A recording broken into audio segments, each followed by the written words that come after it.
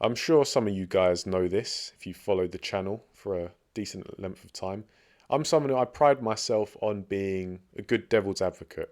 I always make time to hear the other side of an argument, to try and get as many viewpoints as I can alongside my own, just because I believe that when you have this kind of approach, it helps you to ultimately improve your understanding of a situation.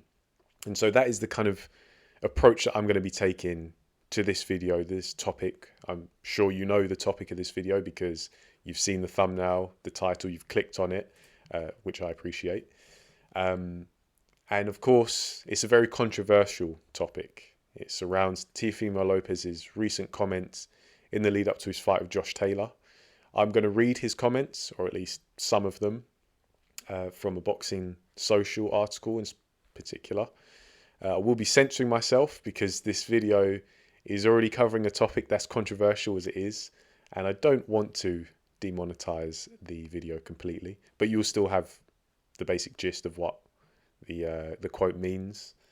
And of course, that is if you haven't read it yourself already. But anyway, Teofimo Lopez's comments in the lead up to his fight with Josh Taylor. He says, "No one was sorry for me when I was in the ICU after my fight. No one said, Teofimo, wish you well, hope you're good. This is a whack or be whack sport. Someone just passed away on May 6th, 22 years old. And I said it like this, I want to whack Josh Taylor.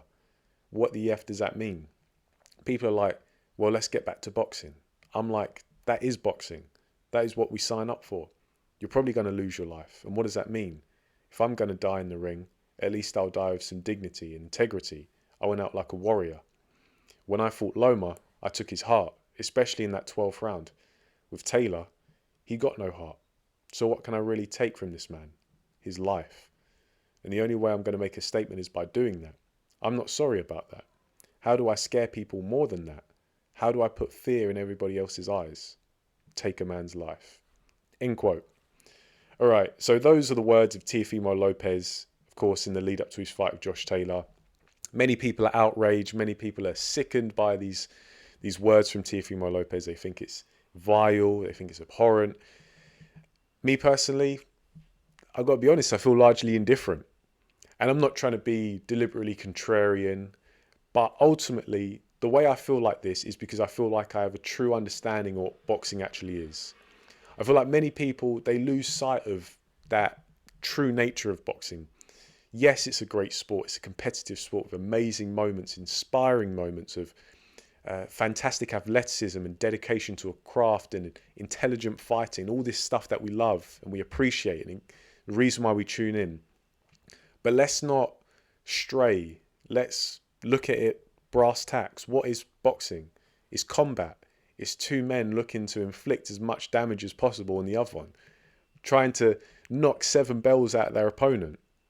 You know, all the amazing athleticism, the technical display, that's not the sole, that's the sole intention of these guys when they go into the ring. That's really just the means to an end. And the end is for them to win. But some fighters, many fighters, let's be real, they have the intention of inflicting as much damage, more damage than what is necessary to win. And when you understand that and you bear that in mind, you realize that what Teofimo Lopez says here isn't really that extreme. And it's actually common. You'd be shocked by the number of fighters who actually hold these kind of thoughts and feelings in their head. Because boxing ultimately is a very high pressure, a very extreme situation to be in, a very extreme sport to dedicate yourself to. And certain fighters like Teofimo Lopez, they feel it's necessary to feel that threat. They need to feel as if their back is up against the wall, because then that forces them to say extreme things, to do extreme things in order to get the best out of themselves and secure the victory. And a lot of the time it is a necessary evil, because if you factor in you're a high profile fighter, and yeah, you've got fans and supporters who want to see you do well, but with those well wishes comes expectation So you're already being held to a certain standard. People expect you to go out there and win in a certain fashion. And those are the people who support you. Then you have your haters and your detractors who want to see you lose. They want to see you get hurt. And that's these two groups of fans, two groups of observers. They're outside the ring. You then still have an opponent on the other end of the ring, the other side of the ring, who's trying to do damage to you. So you can't just rely in a lot of cases on your athleticism, on your technical ability, your dedication. You have to be willing to kind of become an animal in some sense and completely disregard, at least for the time of preparation and competition, completely disregard the well-being of your opponent, because this is someone who's trying to attack you, someone who's trying to inflict damage on you while your fans watch, while your friends watch, while your family watches. I'm sorry, but no matter how much you love boxing, you can't deny that that's an extreme situation. And the personalities in boxing, the situation, the environment that boxing presents, leads people to say stuff like this. And of course, Teofimo Lopez isn't the first person to say this kind of stuff. And I just want to say, like, I don't necessarily condone people saying this kind of stuff, but I understand where it comes from. When you understand it, all of a sudden you're not so outraged, because you realize that it's probably quite common. Doesn't make it right, but we're not talking about daily life. We're talking about a combat sport where the sole intention of these guys is to do damage to their opponent. Yeah, of course, Teofimo Lopez, the most recent instance of a fighter saying this. Before it was Deontay Wilder talking about his intention to catch a body and to cripple Dominic Breazeale as his kids watch on. Yeah, it's not nice, but I'm sorry, but this is, everybody says it these days, but it is what it is largely. One thing I have noticed though, and this is just purely anecdotal, just something I've observed over all my years watching boxing, is people are outraged by stuff like this, which I get largely. They are outraged, but many people are fairly selective with their outrage. So many people were annoyed with Teofimo Lopez now for saying this. They were annoyed when Deontay Wilder said this kind of stuff. But they're not retroactively criticizing Mike Tyson, for example, when he said it way back in the day. It's quite high profile. Mike Tyson said a lot of crazy stuff. Hell of a lot of crazy stuff. But Mike Tyson has a certain connection with people. To many people in boxing, Mike Tyson was the reason why they got interested in it, from a spectator point, or whether they actually participated in boxing themselves. Mike Tyson inspired a lot of people. But he was one of those fighters, probably the most high profile fighter who would say stuff like this, openly, candidly talking about taking the life of Jesse Ferguson with the intention of trying to punch his nose bone into his brain. I'm sorry, but that goes beyond the realms of the Queensberry rules in boxing. That's extreme. But nobody ever, as I say, retroactively criticizes Mike Tyson for it. Sometimes these people actually love it. So they love when Mike Tyson says it way back in the mid-80s. But when Deontay Wilder says it, when Teofimo Lopez says it, oh no, how dare you, it's vile, it's abhorrent. Let's be consistent. If you're going to be critical and you're going to be outraged at fighters or this thing kind of being said, be outraged when it's said by any one of these fighters. Don't pick and choose which fighter you're going to criticize for saying it.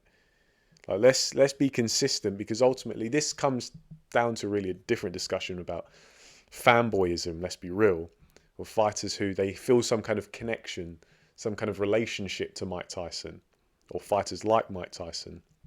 So they don't criticize him. But because they don't have that same connection with a Deontay Wilder, with Teofimo Lopez, then they're going to be outraged. Then they're going to point the finger and say, this is disgusting. How can you say stuff like this? So where you stand regarding these comments, just be consistent. But that's, as I say, that's a bit of an offshoot. I've seen other people who are concerned for Teofimo Lopez because they think, Teofimo Lopez, he showed a bit of vulnerability mentally recently, and this is a sign that he's tipped over the edge. I don't even see it like that. I just see Teofimo Lopez. He's had a few shaky performances recently. He's not where he probably thinks he should be. He knows where he wants to be, and so he sees it as, you know what, I have to just get myself into this frame of mind where I'm like a cornered animal and I'm just going to do whatever it takes to get back to winning ways. And I'm not saying this in defense of Teofimo Lopez. Personally, I think he's an idiot. He strikes me as someone who he thinks he's so much more intelligent than he actually is. He's comes across as a bit of a donut. Great fighter. I'll give him credit for his achievements in the ring because I think he is a great fighter. Great ability, real proper young talent. But as a person, nah. Comes across as a complete donut. Tries to be profound and say profound things, but this comes across as a bit of a, not a simpleton, but just not the sharpest tool in the shed. So this is not a defense of Teofimo Lopez. I'm just trying to present really a realistic viewpoint, a realistic perspective of why these things get said in the context of the environment that boxing provides. So, yeah, I feel Teofimo Lopez trying to get a little bit of a reaction from people. Of course, this kind of stuff, it helps to sell a fight, I guess, in a roundabout way. All publicity is good publicity, be it good or bad. And it's his way of getting himself psyched up because this is a tough fight he's going into. And there's a lot on the line. Both guys are very fiery. Teofimo Lopez has looked vulnerable recently, both physically in the ring and mentally too. So it's his way of getting himself amped up, getting himself ready to win. Because winning in boxing usually involves inflicting a fair bit of damage on your opponent. So, look, this is just my take. I feel like I'm waffling at this point. I've made my points. I know some of you guys may not still see it. And look, that's fine, I suppose. Just if you disagree, keep it respectful. But just remember, ultimately, boxing, as much as we love it, it's a pretty crazy sport with crazy individuals, with mad intentions, and they're going to say and do things that, if you were to apply it to wider society, would be completely out of place. But this is boxing, ultimately. But hey, that's my 2 cents on this situation.